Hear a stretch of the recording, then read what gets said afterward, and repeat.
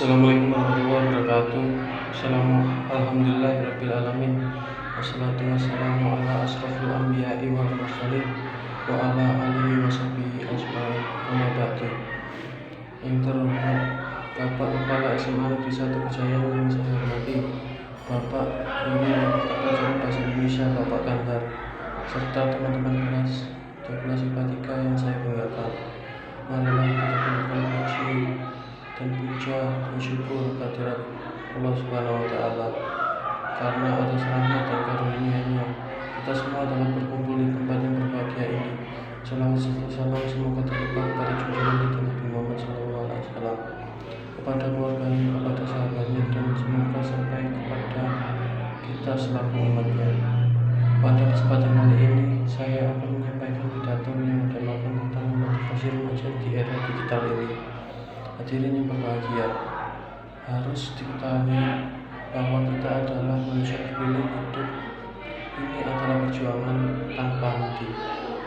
Kemenangan hari ini bukan berarti kemenangan esok hari. Tidak ada jatuh dari langit dengan cuma-cuma. Semua berasal dari usaha dan doa. Kita tidak tahu bagaimana hari esok. Yang bisa kita lakukan adalah berbuat sebaik-baiknya dan berbahagia hari ini. Tak ada rahasia untuk menggapai sukses. Sukses itu dapat terjadi karena persiapan, kerja keras, dan mau belajar dan kegagalan. Orang-orang yang sukses telah belajar membuat diri mereka melakukan hal yang harus dikerjakan ketika hal itu memang harus dikerjakan, entah mereka menyukai atau tidak. Oleh karena itu, cara untuk menjadi yang terdepan adalah memulai dari sekarang. Kita tidak akan mengetahui masa depan jika kita menunggu. Kegagalan dapat disebabkan oleh dua hal, yakni orang yang berpikir tidak pernah bertindak, dan orang yang bertindak tapi tidak pernah berpikir. Maka dari itu, belajarlah dari kegagalan untuk mencapai tujuan yang sama dengan sebelumnya, namun dengan cara yang berbeda. Seandainya kita tidak memiliki pengalaman kegagalan, belajarlah dari kegagalan orang lain, karena kita tak dapat hidup cukup lama untuk melakukan semua kegagalan itu sendiri. Salah satu yang pasti adalah kita harus rajin belajar dan bertekad untuk menghasilkan prestasi yang membanggakan. Kemudian kita bisa mengikuti kegiatan ekstrakurikuler yang bisa meningkatkan kemampuan kita dalam bergaul, berkomunikasi, dan memiliki tingkat kematangan sikap maupun berpikir. Dari situ kita bisa menambah diri, menambah pengalaman dan pengetahuan. Bangunlah karakter yang positif. Bagaimana kalian bersikap, bicara, maupun memilih teman dan lingkungan bergaul. Kita terus lebih hati-hati, jangan sampai terjerumus pada hal buruk akibat pengaruh teman dan lingkungan kalian. Semua yang kita bangun dari sekarang akan kembali lagi kepada kita. Jika kita menahan kebaikan, maka kita akan memetik kebaikan juga. Itu adalah pilihan, dan kita yang akan menentukan sendiri. Tidak ada satu orang pun yang bisa memaksa kita untuk menjadi ini atau itu, kecuali kalian sendiri.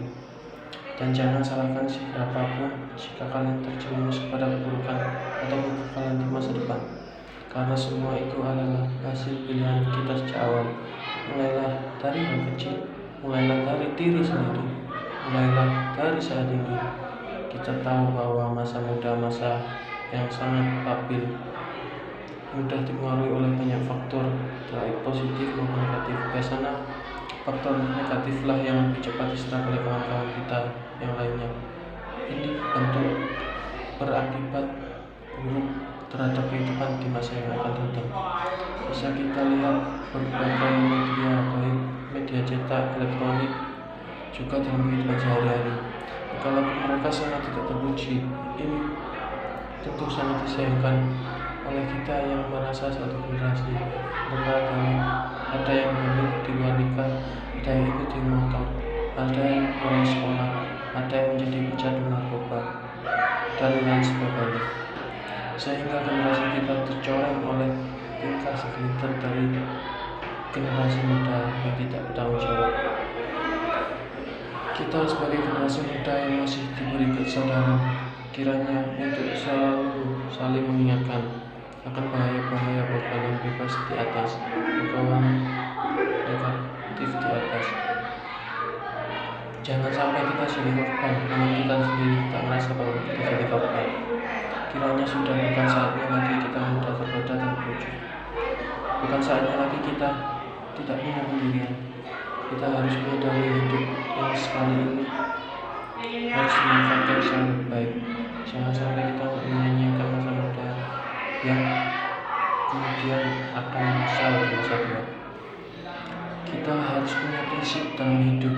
Kita harus mandiri dan mampu membawa diri, sehingga bukan kita yang menjadi korban zaman, bukan kita yang menjadi korban lingkungan, tapi mampu kita menjadi generasi yang justru mampu membawa manfaat bagi masyarakat.